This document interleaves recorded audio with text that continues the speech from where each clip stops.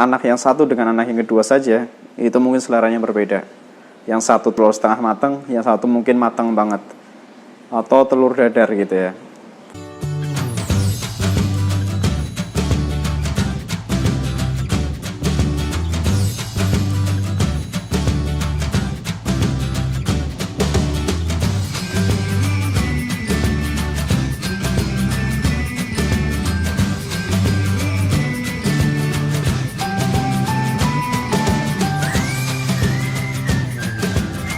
Bismillahirrahmanirrahim. Assalamualaikum warahmatullahi wabarakatuh. Alhamdulillah wassalatu wassalamu ala rasulillah. Tidak ada kata yang lebih pantas untuk mengawali perjumpaan kita pada kali ini kecuali puja dan puji kehadirat Allah Subhanahu wa taala. Kemudian sholawat serta salam mudah-mudahan tetap tercurah limpah kepada junjungan kita Nabi Muhammad SAW. Adik-adik sekalian, kali ini saya ingin menyampaikan materi terkait dengan agribisnis ternak unggas pedaging kelas 12 semester genap. Kebetulan kita hanya menyisakan 3 bab saja. Bab yang pertama adalah tentang pengolahan, bab yang kedua adalah tentang pengolahan limbah, kemudian yang ketiga adalah evaluasi.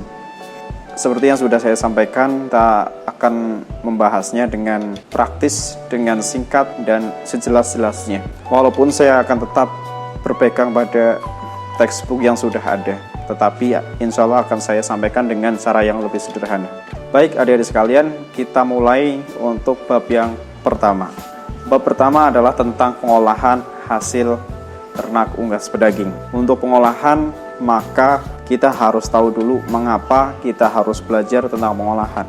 Mengapa kita perlu mengolah hasil ternak unggas pedaging. Yang pertama, karena berdasarkan data, kerusakan yang terjadi dari pangan, ini berbeda ya, antara pakan dan pangan. Ketika pakan maka untuk hewan, untuk ternak. Ketika pangan adalah untuk kita, untuk manusia. Maka itu adalah dua hal yang berbeda. Ini kerusakan pangan yang terjadi di Indonesia, itu masih lumayan gitu ya. Untuk daging adalah 5-10%, kemudian telur adalah 10-20%, kemudian susu adalah 5-12%. Maka dari itu kita perlu melakukan pengolahan untuk meminimalkan angka-angka tersebut gitu ya. Jadi ketika kita melakukan pengolahan, harapannya dengan teknik-teknik tertentu, dengan metode-metode tertentu, kita akan mengurangi angka-angka tersebut. Yang contoh-contohnya akan saya sampaikan nanti. Kemudian selanjutnya, alasan kedua adalah karena selera masyarakat itu berubah.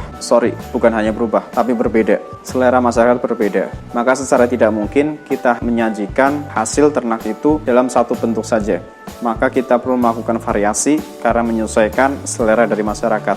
Anak yang satu dengan anak yang kedua saja, itu mungkin seleranya berbeda. Yang satu telur setengah matang, yang satu mungkin matang banget. Atau telur dadar gitu ya. Yang tadi telur mata sapi. Contohnya seperti itu. Maka di sini kita bahas tentang tekniknya, kemudian apa saja pengolahannya dan seperti apa caranya. Baik, untuk yang pertama kita sudah membahas sampai panen, maka di sini adalah pasca panennya. Pasca panen maka kita mendapatkan hasil ayamnya, memperoleh ayamnya. Kemudian selanjutnya harus memperoleh karkasnya untuk kemudian bisa diolah. Kita asumsikan kita memanfaatkan karkasnya saja. Oke, kita lebih sempit lagi yaitu ke karkasnya.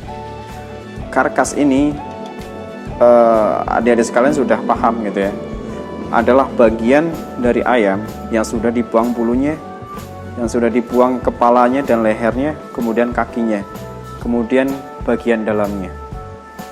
Oke, jadi sudah bersih. Tidak ada kepala, tidak ada leher, tidak ada bulu, tidak ada darah, tidak ada jeroan, kemudian tidak ada kaki. Itu disebut karkas. Kemudian cara memperoleh karkas akan kita lihat dalam video berikut ini. Tahapan pertama dalam proses pemotongan ayam adalah kita mengambil ayam dari keranjang atau istilahnya unloading. Kita ambil dengan cara hati-hati. Kemudian yang kedua, setelah kita ambil, kita timbang dulu bobot ayamnya. Kita timbang. Kemudian kita catat berapa bobot ayamnya. Setelah itu kita ambil dan kita gantung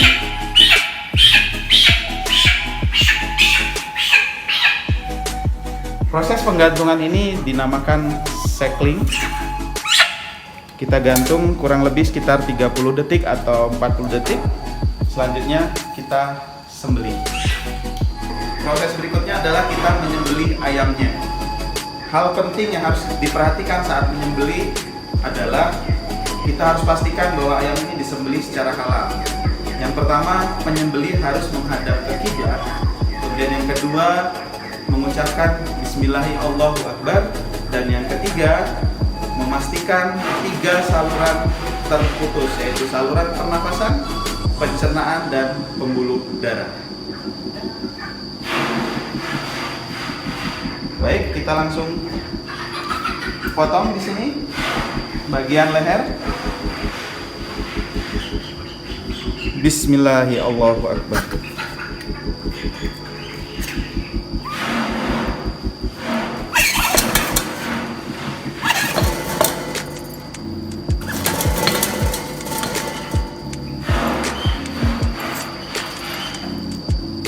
Bu Asi jadi hari kami.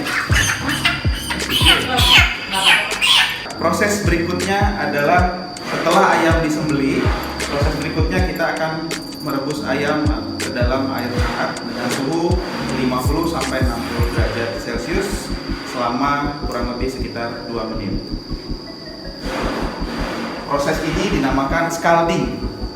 Tujuannya adalah untuk memudahkan saat nanti proses pencabutan bulu.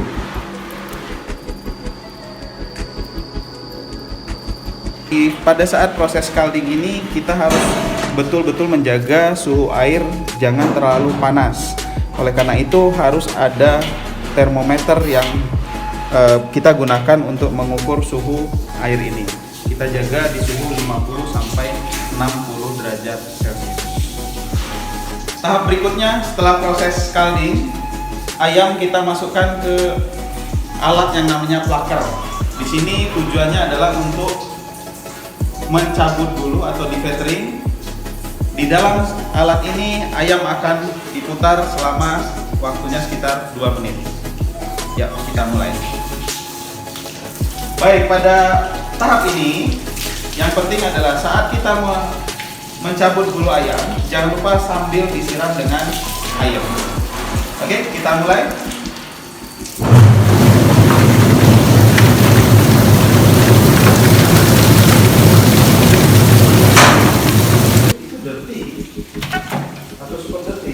Oke, selanjutnya proses yang kita akan lakukan adalah pengeluaran jeroan atau eviscerasi.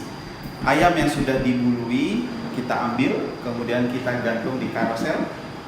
Kemudian kita bersihkan lagi bulu-bulu yang masih tersisa di ayamnya sebelum kita melakukan proses eviscerasi.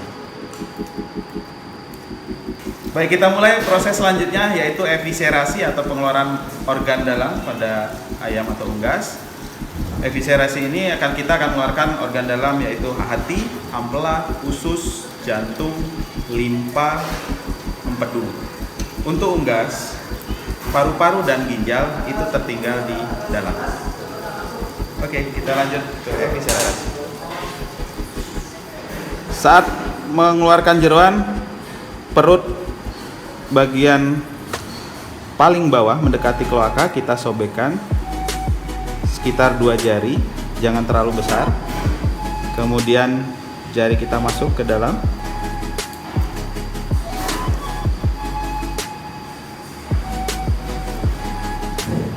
Ya, seperti ini.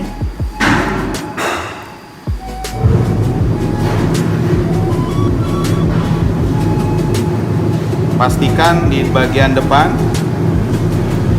saluran pencernaan, saluran pernafasan tidak ada yang masih belum terputus. Oke, seperti ini kita coba keluarkan dari samping-sampingnya. Sobek bagian perutnya, kemudian jari-jari kita masuk dari samping kanan, kiri, bawah, atas sampai ke depan, sampai menyentuh jantung dan ampela. Kemudian kita tarik ke belakang.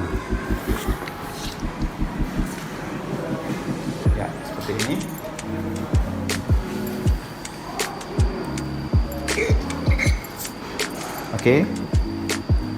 Semua organ dalam sudah keluar. Kita pastikan lagi semuanya sudah bersih. Selanjutnya kita memotong bagian kepala dan leher. Kepala dan leher kita potong dari pangkalnya.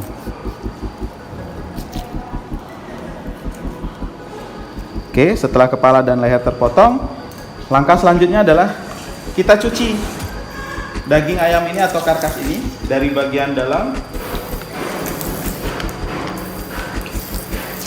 kemudian bagian luar.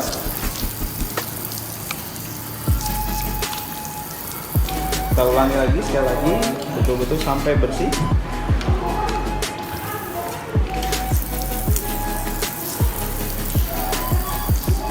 Oke, setelah bersih, proses berikutnya adalah kita potong bagian kakinya di bagian sendi.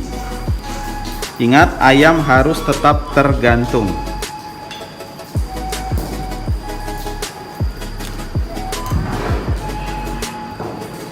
Jadilah yang namanya karkas. Karkas adalah bagian tubuh ayam tanpa darah, tanpa bulu, tanpa organ dalam, tanpa kepala dan leher, dan tanpa kaki. Baik, karkas yang sudah bersih, selanjutnya adalah proses chilling. Karkas yang sudah bersih ini kita masukkan ke dalam bak chiller. Bak chiller ini sudah dicampur dengan es batu. Kita rendam di sini. Berapa lama karkas di sini? Sampai dengan suhu dagingnya 4 derajat Celcius. Sekitar kurang lebih bisa 1 sampai 1,5 jam. Proses selanjutnya atau proses terakhir dalam pemotongan ayam adalah packing atau pengemasan. Karkas yang sudah kita rendam di dalam air es, kita ambil, kemudian kita tiriskan. Kita tiriskan air di dalamnya sampai tidak banyak air di dalamnya. Kemudian kita bawa ke meja pengemasan. Kita letakkan di sini. Ini alat untuk memudahkan kita dalam mengemas karkas. Dan di sini juga kita melakukan inspeksi terakhir pada karkas. Kita bersihkan jika ada bulu-bulu yang masih belum hilang dari karkas. Kemudian jika ada benda-benda asing di karkas, kita hilangkan terlebih dahulu di sini. Setelah itu kita kemas karkasnya.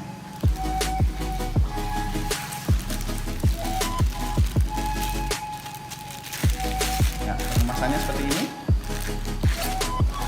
Kita rapikan, kemudian kita angkat, letakkan di sini, kita padatkan ke depan. Kemudian pastikan plastik pengemasan ini tanpa udara atau hampa udara.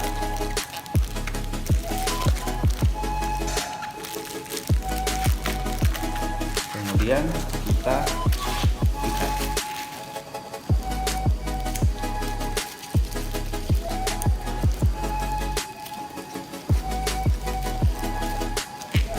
Karkas sudah siap untuk disimpan atau siap untuk dijual. Baik, itu tadi adalah cara memperoleh karkas. Kemudian kita perlu tahu bagian-bagian tadi, penyusunnya diantaranya adalah tulang, kemudian ada daging, kemudian ada kulit, kemudian ada lemak. Itu adalah penyusun dari karkas. Ada 4 tadi ya. Pertama adalah tulang, kemudian daging, kemudian kulit, kemudian lemak. Lemak pun bermacam-macam.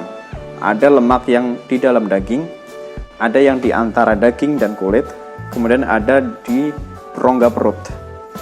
Itu macam-macam lemak sebenarnya.